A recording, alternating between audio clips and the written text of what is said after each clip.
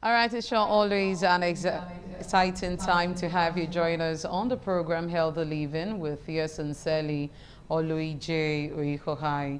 Now, today on Healthy Living, we'll be looking at World Sight Day. And the theme is Love Your Eyes. And we have the person of Dr. Roberta Oyibe. She is a senior registrar ophthalmologist, UBTH. Good afternoon, ma'am. Thank you. Okay, I love your smile. Thank you so much. Okay, now World Sight Day, it happens to be on the 9th of October 2025. Now, World Sight Day, what's the importance of, World Sight Day? Why do we have a day set aside for, doctors in your field to go all out to talk about the eyes, seeing, sights, and all of that? Okay, so the World Sight Day is an annual advocacy event that emphasizes the need of how important the eyes are.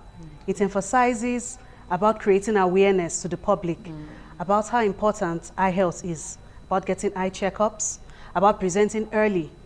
It's so important because so many people neglect their eye checkups. And vision is extremely important. What is life when one cannot read? When one cannot navigate without assistance? They are at risk of falls, they are at risk of fractures, head injuries, depression, social isolation, and even suicide. It's quite difficult when one cannot see. So the World Sight Day is an event which is held on the second Thursday of October. So it happens to fall on the 9th. It's not always every night, every year. So every second Thursday of October, annually, it is globally celebrated as World Sight Day. Okay, so every 2nd of October, that being on the 10th, on the 12th, in as much as it falls on the second Thursday of October, it is World Sight Day.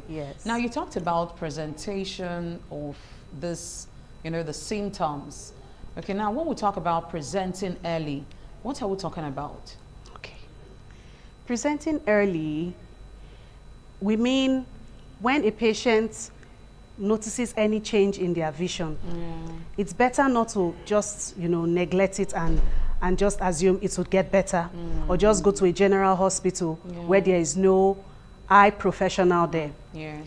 Okay, so emphatically, we're talking about loving your eyes, having available, accessible, and affordable eye care services for everyone, everywhere.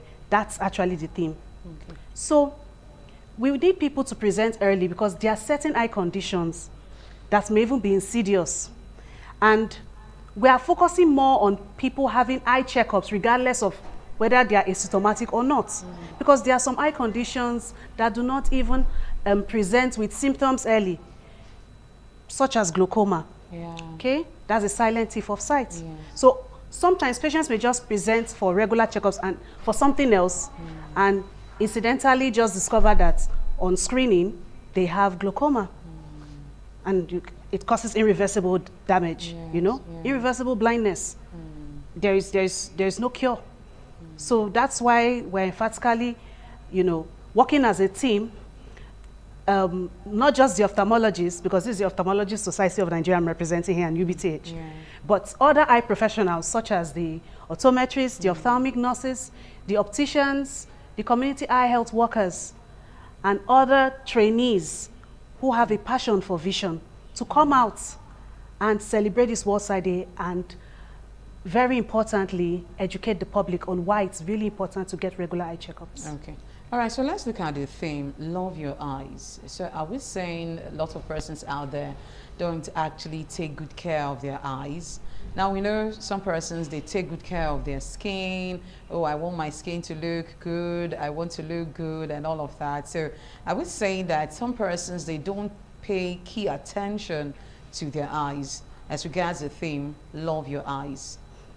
Very, very important. Okay.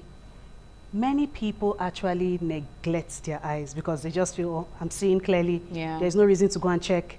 I mean, I don't have any growth. Most people present when they have symptoms or cosmetic reasons. Maybe there's something, maybe a swelling or a change, something that wasn't there before, or a deviation of the eye. irritation. Yes, or pain, you know, itchy eyes, and etc. So vision is plays a domineering role in our lives. And it's so important that people pay close attention to their eyes. We're saying love your eyes because, of course, there are 5 senses. And most people would just feel, oh, because I don't have any symptoms. I can see. I can see, and they take it for granted. But truly, there are a lot of people that have come down with visual impairment and blindness because there was late detection of those eye conditions. In fact, WHO has on their website has recently done a statistics to show that about at least 2.2 billion people have visual impairment and blindness, and about 1 billion of those people would have had their vision preserved if they presented early, and even some of them have still not been attended to. Those visual problems have still not been addressed. So it's so important that people love their eyes. So you can see it's really a large number. Yes. A large one at that. Now, if I a person say, okay, I have headache, my forehead aches, my eyes, I have pains, you know, it seems like the pain in my eyes is causing me to have headache. Now, is this as a relation to the eyes? Does it get to, you know, say, okay, this is a symptom for you to say, I should go see my doctor. I have pains in my eyes, and to me, I feel I can't sleep properly. I have headache as a result of the pains in my eyes. Does this warrant me going to see a doctor? Okay, very important. Now, when we say a doctor, you mean an the ophthalmologist. Yes. Yes. Ocular aches or eye pain and headaches usually associated with a particular type of refractive error, especially when it's uncorrected, or spectacle intolerance. Maybe somebody is using the wrong prescription for glasses. So there are various types of refractive error. Let me break it down. Meaning these are eye conditions that require the use of glasses for the patient to see better. But sometimes, aside just the poor vision or blurred vision, they will also come down with ocular aches and headaches. That's usually seen in patients with hyperopia or hypermetropia. That's a type of refractive error. Or astigmatism. Even some with presbyopia, that is those that have near visual impairment. Yes, usually above the age of 40. And this can occur, the presbyopia will usually be beyond the age of 40. But for the other forms of refractive error, can occur in younger individuals, even children. Okay, so in all of these things, the medical terms you've mentioned now, are we saying when it comes, we should take our steps down to the hospital? Very importantly, yes. Okay. They should present to the hospital for further evaluation and then get a refraction done, that's glasses test done, so that they can get glasses prescribed. But there are some persons, they don't want to wear what we call this, you know, the glasses. They feel, okay, it's a no-no for me. I can't do, you know, going on with my life, you know, putting on glasses here and there. Now, another thing, for those persons that walk with a screen and with lights, what will you say is your advice to them as regards, you know, going for checkup? How often should they go for checkup? Let's use, for example, my field. Okay. Can see you do a lot. You have a lot of screen time. Yeah. Okay. So it's important, first of all, aside going for the checkups regularly, maybe 3 monthly or every 6 months, it's important to protect your eyes with blue cut lenses. Okay. Those ones will protect your eyes from the screen. From direct contact. Direct contact. And then there's a 20-20 rule, 20-20-20 rule that says that for those who have prolonged screen time, you should, after 20 minutes of being on the screen, you should take a 20 seconds break to look at an object that is 20 feet away. So that will also help. Yes, I remember that very well from a class I actually went to. Okay, now let's look at the aspects from the medical perspective. How serious is the issue of preventable blindness in Nigeria? How serious is it? Now, preventable blindness has to do with the blindness that is caused by conditions that can be, you know, intervened with, you know, you can intervene. And one of the major problems, or one of the major eye conditions, is cataract, which some Benin people call upogo. I hope I pronounced it properly. Okay, so upogo. So cataract causes preventable, you know, reversible blindness. Okay, and then there's also glaucoma, which causes irreversible blindness. Okay, so it's a major plague, it's a major situation. There are lots of people, in fact, those are the two major causes of blindness, visual impairment and blindness. So it's something that people need to pay close attention to. It's important that people, once they discover that there's a whitish speck for the cataracts, usually causes painless, you know, progressive loss of vision. They should present to the hospital so that they can seek optical or surgical intervention. Then for glaucoma, which causes irreversible blindness, they just need to come for screening. It's a serious problem. There are lots of people who have been detected, even children, who have been diagnosed to have glaucoma. So it's even cataract too. It's also, there's childhood cataracts. It can also occur in children.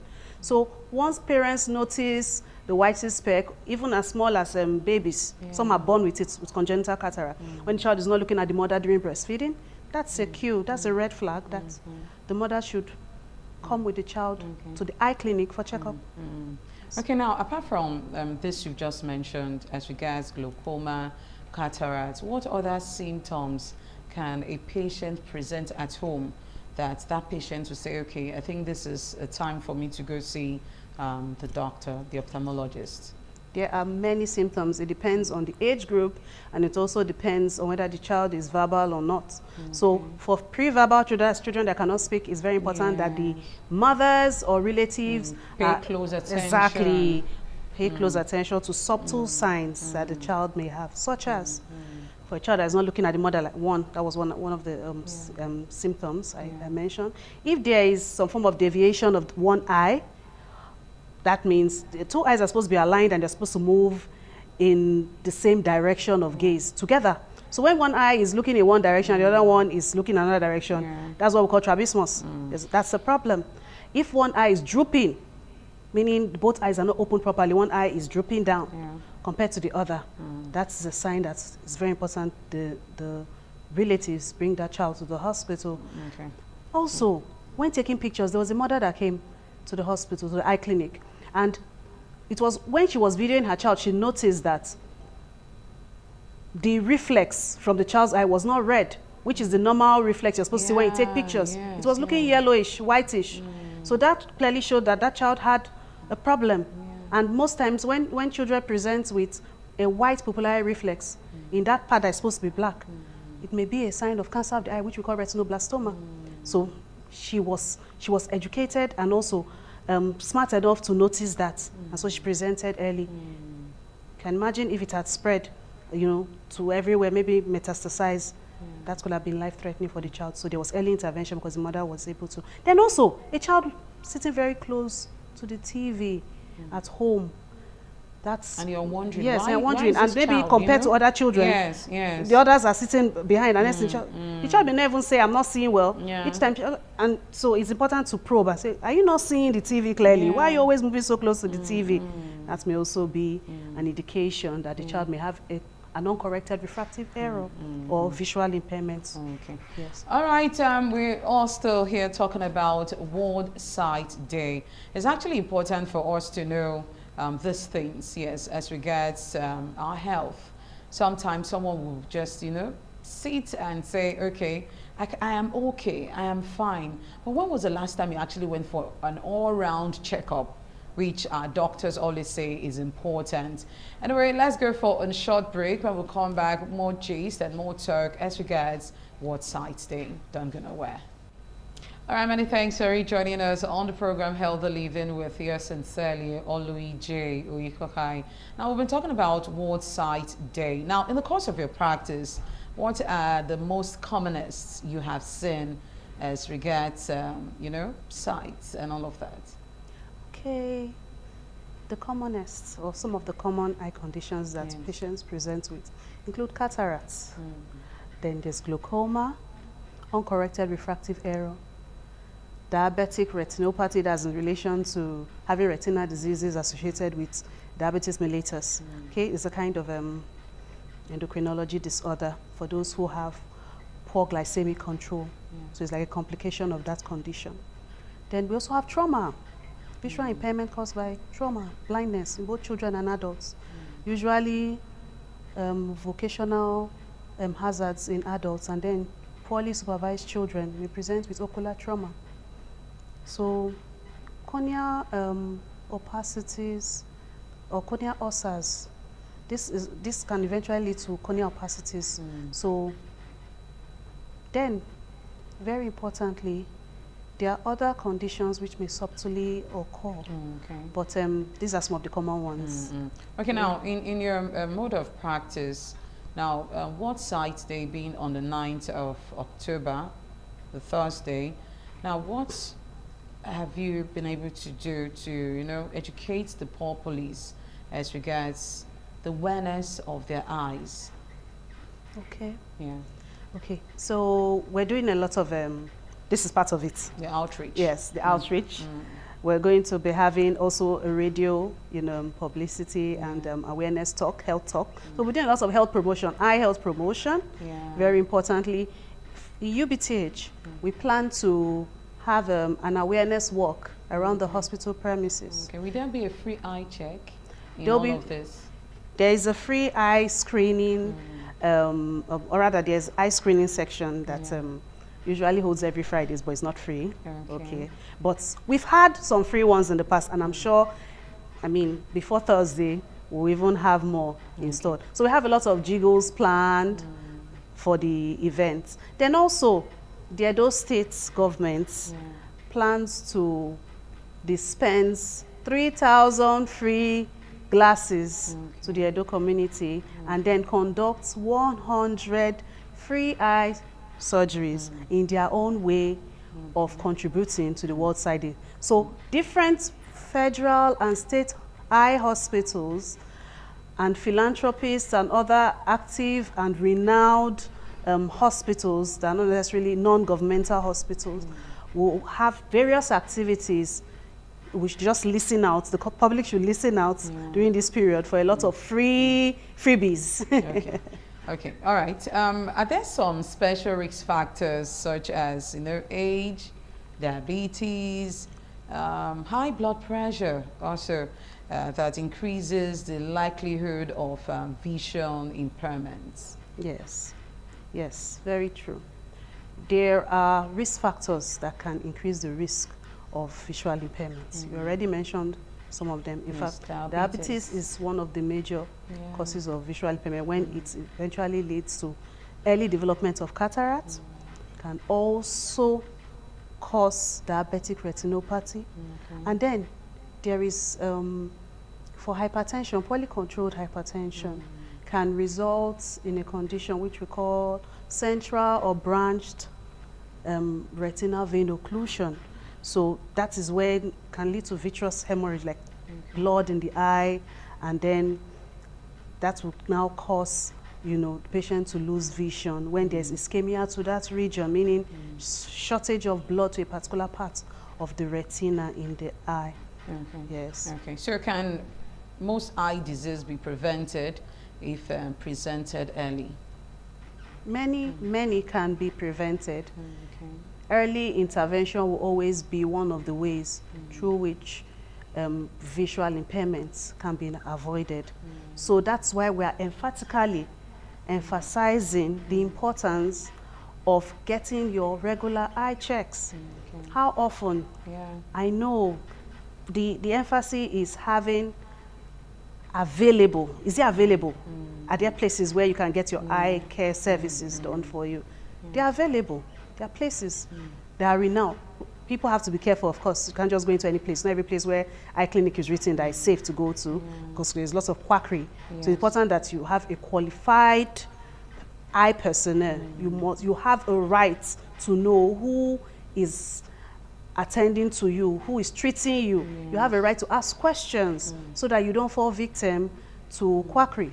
So there's the ophthalmologist, there's the optometrist, you know, the other eye professionals, depending on their the presentation. Depending on the presentation, that will determine who you go to. go see. But we advise that you see the ophthalmologist, you know, the medical doctor who specializes in the eye care.